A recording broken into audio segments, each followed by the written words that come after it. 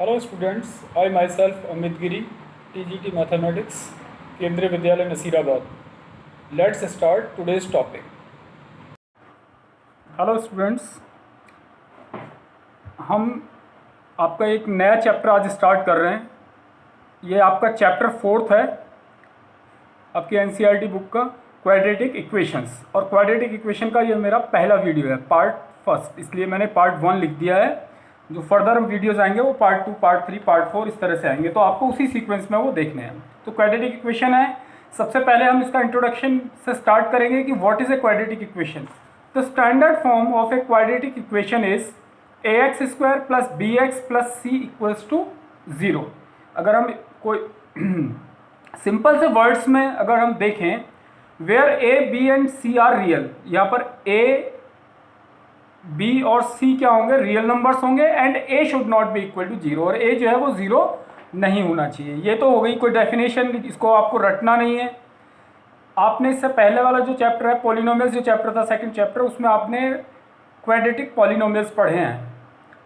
जो भी quadratic polynomials होते हैं, अगर उनको आप किसी भी रियल नंबर के इक्वल रख दो या 0 के इक्वल रख दो तो आपकी क्वाड्रेटिक इक्वेशन बन जाती है. अब जैसे मैं एक इक्वेशन ले लेता हूँ, कुछ एग्जांपल्स के थ्रू समझना बहुत आसान होगा.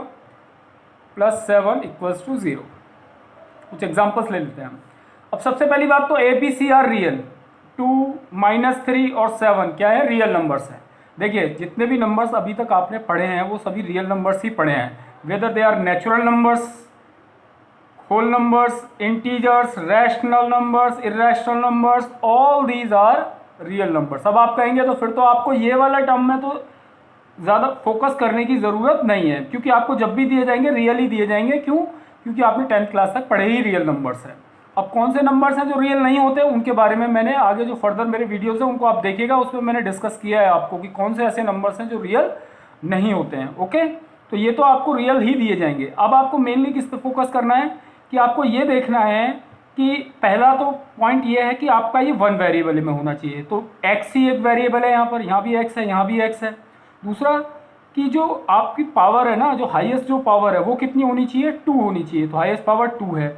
और बाकी जगह पर जो पावर है, एक्सपोनेंट है, वो क्या होना चाहिए, होल नंबर. तो देखो यहाँ पर कितना है, 2 होल नंबर है. यहाँ पर एक्सपोनेंट कितना है, 1, ये भी होल नंबर है. अब आप कहोगे यहाँ पर क्या है, तो मैं यहाँ पर क्या लिख सकता हूँ इसको, 2x² - 3x + 7 × x की पावर 0 में लिख सकता हूँ, क्योंकि x की पावर 0 क्या होती है, 1 होती है. तो जो एक्सपोनेंट्स हैं वो सारे के सारे किस में, हमारे होल नंबर्स होने चाहिए, तो वो होल नंबर्स हैं. और हाईएस्ट जो पावर है जिसको हम डिग्री बोलते हैं, दैट शुड बी 2, वो क्या होनी चाहिए, आपकी 2 होनी चाहिए. तो एक तो ये कंडीशन हो गई. दूसरा कि जो x² का कॉफिशिएंट है वो क्या नहीं होना चाहिए, 0 नहीं होना चाहिए. यानी x² वाला टर्म ज़रूर आना चाहिए. अगर x² वाला टर्म नहीं है तो फिर वो क्वाड्रेटिक इक्वेशन नहीं है. फॉर एग्जांपल, अगर 2x + 3 = 0, ये क्वाड्रेटिक इक्वेशन है, ये नहीं है. क्यों नहीं है? क्योंकि इसमें x² का कॉफिशिएंट क्या हो गया, 0. x² वाला टर्म इसमें है ही नहीं. ये एक लीनियर इक्वेशन है. ये लीनियर इक्वेशन इन 1 वेरिएबल है. अगर मैं ये कहूँ x + y = 0, ये क्या है, this is a linear equation in 2 variable. It is not a quadratic equation, it is not a quadratic equation, but it is a quadratic equation. यहाँ पर a कितना है आपका, देखो 2, b कितना है -3, c कितना है आपका 7. ओके, अगर मैं मुझसे कोई कहे √2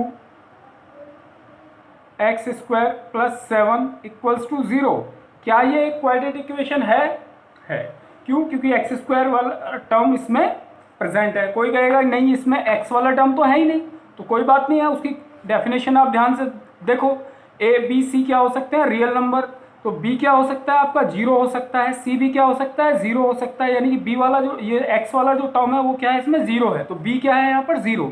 a यहाँ पर √2 है, b यहाँ पर 0 है, और c कितना है आपका 7 है. ओके, तो b और c 0 हो सकते हैं आपके, लेकिन a 0 नहीं होना चाहिए. मीन्स x² वाला टर्म आपका प्रेजेंट होना चाहिए. तो ये भी एक क्वाड्रेटिक इक्वेशन है. अगर हमसे कहें कोई, अब कोई कहे कि ये हाँ ये रियल नंबर है, √2 ये इरेशनल नंबर है, लेकिन इरेशनल नंबर्स क्या होते हैं, सारे रियल नंबर्स होते हैं. नेक्स्ट, -3x² = 5, क्या ये क्वाड्रेटिक इक्वेशन है? तो मैं पहले इसको स्टैंडर्ड फॉर्म में ले आओ, इसको इधर ले आओ 5 को. तो मैं इसको लिख सकता हूँ -3x² -5 इक्वल्स टू 0। -1 से अगर मल्टीप्लाई करते हैं 3x² + 5 इक्वल्स टू 0। तो एक क्वाड्रेटिक इक्वेशन है क्योंकि इसमें x² वाला टर्म यहाँ पर प्रेजेंट है। आपका x² वाला टर्म आपका प्रेजेंट है, a यहाँ पर 3 है, b आपका 0 है और c कितना है आपका 5 है। तो इस तरह से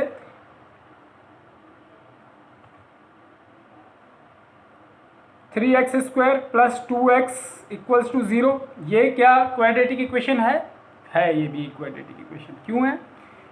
x² वाला टर्म प्रेजेंट है, x वाला टर्म प्रेजेंट है, c 0 है, इसमें कोई प्रॉब्लम नहीं है, तभी भी ये है। मैंने कहा b और c 0 हो सकते हैं, लेकिन x² वाला जो टर्म है वो प्रेजेंट होना चाहिए। अगर ये होता, सपोज करो 3x² + 2x इक्वल टू 7, तब है तो आप सोचो कि नहीं इधर तो 0 ही होना चाहिए। ऐसा कुछ ज़रूरी नहीं है। 7 को इधर ले आओ, 0 बना लो, या नहीं भी है तो भी ये क्वाड्रेटिक इक्वेशन है। कोई भी रियल नंबर हो सकता है इस साइड में आपका।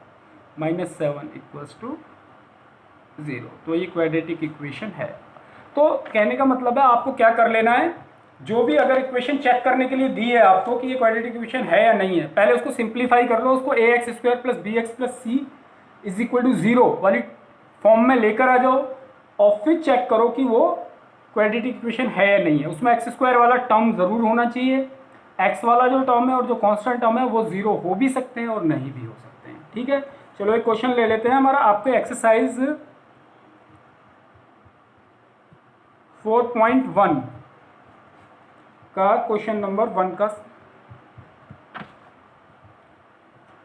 6th पार्ट है ये आपका। इसमें चेक करना है आपको, check whether the following are quadratic equation, कि क्या ये क्वाड्रेटिक इक्वेशंस हैं, ये हमें चेक करना है। तो आप देखिए x² + 3x + 1 equals to x - 2 का होल स्क्वायर। अगर हम देखते ही देख लें कि x² वाला टर्म तो है, तो क्या कर लें, ये हमारी क्वाड्रेटिक इक्वेशन है, तो हमारा क्वेश्चन गलत हो सकता है। हमें पहले मैंने बताया क्या करना है, इनको सिंप्लीफाई करना है और देखना ax² + bx + c = 0 की फॉर्म में लेकर आना है। तो यहाँ पर आ जाएगा आपका x² + 3x + 1 equals to x का स्क्वायर a - b का होल स्क्वायर वाली आइडेंटिटी है, उसको यूज़ कर लेंगे, x² - 2ab, तो ये आ जाएगा आपका -4x + b² यानी ये आ जाएगा 4। तो ये x² से x² यहाँ पर कैंसिल आउट हो जाएगा, ये आपका आ जाएगा 3x + 4x + 1 -4 इक्वल्स टू 0, ये आ जाएगा आपका 7x - 3 = 0। तो ये क्वाड्रेटिक इक्वेशन नहीं है, since a = 0, therefore it is not a quadratic equation, it is not a quadratic equation. ये क्वाड्रेटिक इक्वेशन नहीं है, क्योंकि x² वाला टर्म क्या हो गया इसमें 0, a वाला जो टर्म a जो है वो क्या आ गया इसमें 0 आ गया। तो ये क्वाड्रेटिक, इसकी डिग्री 2 नहीं है, इसकी डिग्री कितनी है आपकी 1 है। ठीक है, तो आपको क्या कर लेना है, हमेशा क्या करो कि इसको इस फॉर्म में ले आओ और इधर वाला जो पोर्शन है ना, इसको चेक कर लो कि ये क्वाड्रेटिक पॉलिनोमियल है कि नहीं, क्योंकि पॉलिनोमियल्स आपने अभी अभी पढ़े हैं। अगर वो क्वाड्रेटिक पॉलिनोमियल है तो वो क्वाड्रेटिक इक्वेशन भी होगी, ये होल जो है इसको क्वाड्रेटिक इक्वेशन होगी। ओके, तो मैंने आपको दोनों मेथड बता दिया। आप क्वाड्रेटिक पॉलिनोमियल भी चेक कर सकते हो कि हमारा जो लेफ्ट हैंड साइड में है वो क्वाड्रेटिक क्या है, पॉलिनोमियल है। तो क्वाड्रेटिक पॉलिनोमियल को अगर आप 0 के इक्वल पुट कर दें या किसी भी रियल नंबर के इक्वल पुट कर दें तो एक क्वाड्रेटिक इक्वेशन बन जाती है। केवल एक ही कंडीशन है कि x² वाला टर्म 0 नहीं होना चाहिए। ठीक है, हाँ, डिग्री भी 2 से ज़्यादा नहीं होनी चाहिए। अगर किसी में क्यूब आ गया ना, x³ वाला प्रेजेंट है, तब भी वो क्वाड्रेटिक इक्वेशन नहीं होगी। फॉर एग्जाम्पल, अगर मुझसे कोई कहे कि x³ - 3x² + 2x + 1 = 0, ये क्वाड्रेटिक इक्वेशन है? बिल्कुल भी नहीं है, क्योंकि यहाँ पर डिग्री कितनी है, इस वाले पोर्शन को देखो, ये जो पॉलिनोमियल है जिसको हमने = 0 पुट किया है, यहाँ पर कितनी है, इसकी 3 है, हाईएस्ट पावर 3 है, तो ये पॉलिनोमियल, ये क्वाड्रेटिक इक्वेशन नहीं है। अब इसी क्वेश्चन नंबर 1 का जो 8th पार्ट था, इसको और कर लेते हैं। इसमें क्वेश्चन दिया हुआ है, चेक ही करना है हमको, x³ - 4x² - x + 1 equals to x minus 2 की होल क्यूब। तो मैंने कहा था कि सब बिना सिंप्लीफाई किए आपको कोई आंसर नहीं देना है, पहले उसको सिंप्लीफाई करके A X square plus B x plus C equals to 0 की फॉर्म में लेकर आना है, उसके बाद ही आपको बताना है कि ये क्वाड्रेटिक इक्वेशन है या नहीं है। माइनस एक्स प्लस 1, अब आप a माइनस बी की होल क्यूब का क्या लगा देंगे, यहाँ पर फॉर्मूला लगा देंगे। तो ये आ जाएगा आपका a की क्यूब माइनस बी की cube minus 3ab into a minus b. तो ये आपका आ जाएगा x की cube minus 4x square plus x plus 1 equals to x की क्यूब आ जाएगा माइनस 8। ये आपका माइनस का 6x होगा और माइनस के 6x को x से मल्टीप्लाई करेंगे तो माइनस 6x स्क्वायर, और माइनस के 6x को माइनस 2 से करेंगे तो आ जाएगा आपका प्लस का 12x। तो यहाँ पर x क्यूब से x क्यूब कैंसिल हो जाएगा, ये आपका माइनस का 4x स्क्वायर प्लस का 6x स्क्वायर हो जाएगा। ट्रांसपोज कर देंगे इन टर्म्स को इधर, और ये plus x minus 12x plus 1 plus 8 equals to 0। तो ये आपका आ जाएगा 2x square minus 11x plus 9 equals to 0। तो ये आप बताइए क्वाड्रेटिक इक्वेशन है या नहीं है? बिल्कुल है, क्योंकि यहाँ पर 2, 11 और 9 ये रियल नंबर्स हैं। ऑब्वियसली मैंने पहले बताया सारे रियल ही होते हैं, बस एक्स स्क्वायर वाला टर्म देख लो, आपका क्या है 2 है। यहाँ पर एक्स स्क्वायर वाला टर्म आपका ये कोफिशिएंट जो है वो 2 है और हमारा एक्स स्क्वायर वाला टर्म प्रेजेंट है इसमें, ठीक है। दूसरा, इसकी जो हाईएस्ट पावर है वो कितनी है, यहाँ पर 2 है, और सभी जो हमारे एक 1 वेरिएबल में है ये, और जो पावर्स हैं या जो एक्सपोनेंट्स हैं वो होल नंबर्स हैं, ठीक है। अगर 1 वेरिएबल का मतलब ये है कि अगर यहाँ y होता तो यहाँ भी y ही होना चाहिए। अगर ऐसा लिखा हुआ है 2x square minus 11y plus 9 equal to 0, तब ये क्वाड्रेटिक इक्वेशन नहीं होगी, ठीक है। अगर यहाँ y स्क्वायर है तो यहाँ भी क्या होना चाहिए, y। यहाँ z स्क्वायर है, यहाँ भी z होना चाहिए, ठीक है। तो एक ही वेरिएबल में होते हैं। नेक्स्ट है कि अब हम मेथड्स ऑफ, जो नेक्स्ट टॉपिक है हमारा, methods of solving a quadratic equation. Solving a quadratic equation, quadratic equations को सॉल्व करने के क्या क्या मेथड्स हैं हमारे। तो हमारा एक मेथड है, जो पहला मेथड हम करेंगे यूज़ फैक्टराइजेशन, जो कि हमारे लिए काफ़ी आसान होगा, कि पॉलिनोमियल्स में भी और 9th क्लास में भी हमने फैक्टराइजेशन किया हुआ है। सेकंड है हमारा कंप्लीटिंग स्क्वायर मेथड।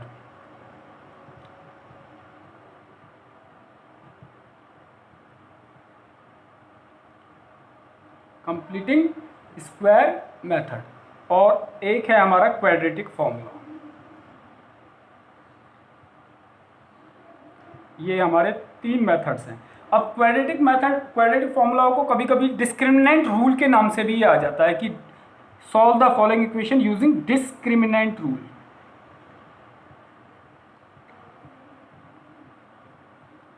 तो अभी वाले वीडियो में मैं फैक्टराइजेशन पे फोकस करूंगा, और इसका जो नेक्स्ट वीडियो है उसमें भी मैंने फैक्टराइजेशन पर ही फोकस किया है।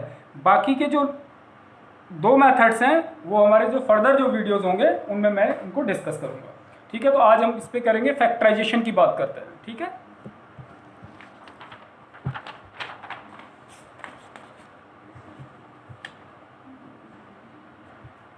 अब जैसे मान लीजिए क्वेश्चन आ जाता है,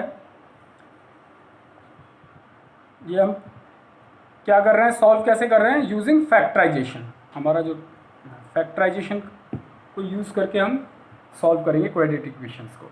क्वेश्चन आ जाता है कि find the roots of the quadratic equation, यानी कि हमें एक क्वाड्रेटिक इक्वेशन दे रखी है और इसके हमको क्या करना है, रूट्स को क्या करना है, फाइंड करना है।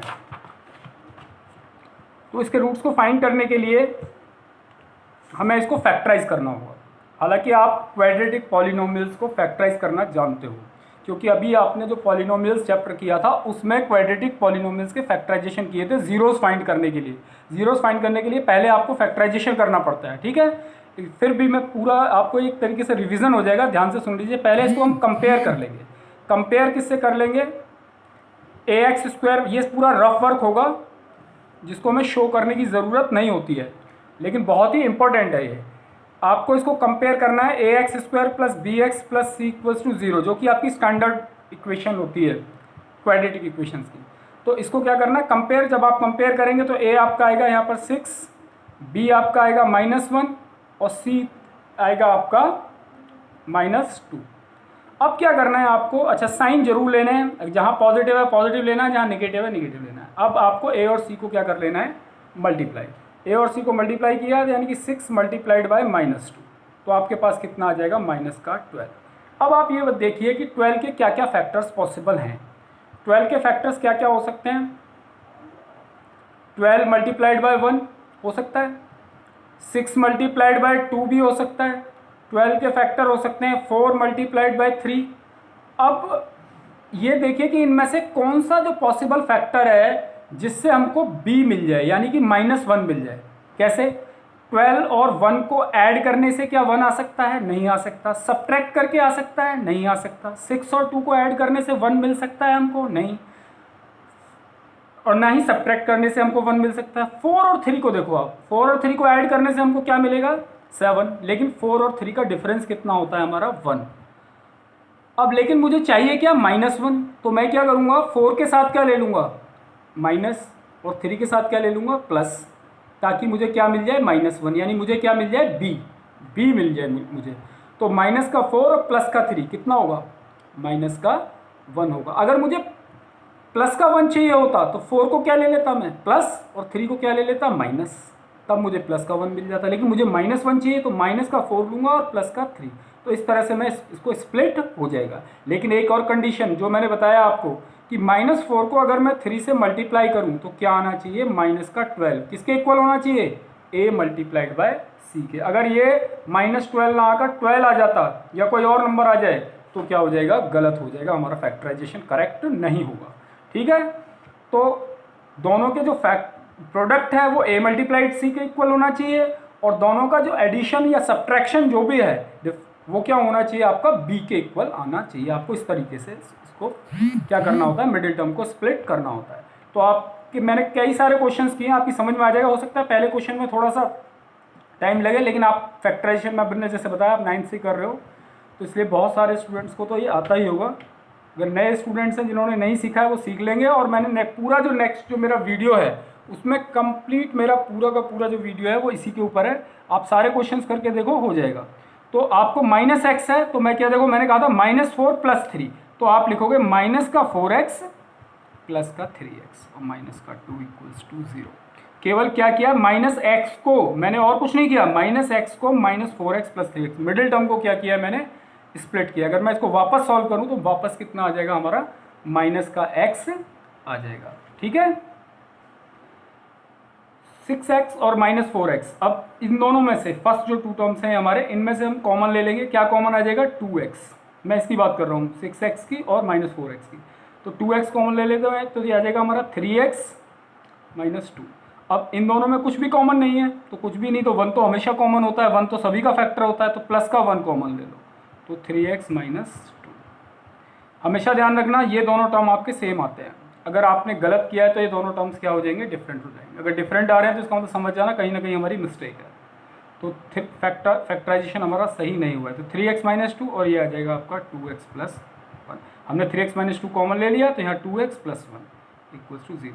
तो आपके पास में ये 2 लीनियर फैक्टर्स हो गए इसके। जब क्वाड्रेटिक इक्वेशन को हम क्या करते हैं, फैक्टराइज करते हैं, तो आपके पास में 2 लीनियर फैक्टर्स आ जाते हैं। तो अब देखिए आपका इन 2 लीनियर फैक्टर्स का जो प्रोडक्ट है 3x - 2 और 2x + 1, इनका प्रोडक्ट 0 है। तो अगर 2 टर्म्स का प्रोडक्ट 0 है तो ऑब्वियसली ये तभी पॉसिबल है जब दोनों में से एक 0 हो या फिर दोनों 0 हो। तो या आइदर 3x - 2 = 0 और 2x + 1 = 0। तो इस तरह से आपको क्या बन गई, 2 लीनियर इक्वेशंस आपकी ये बन गई।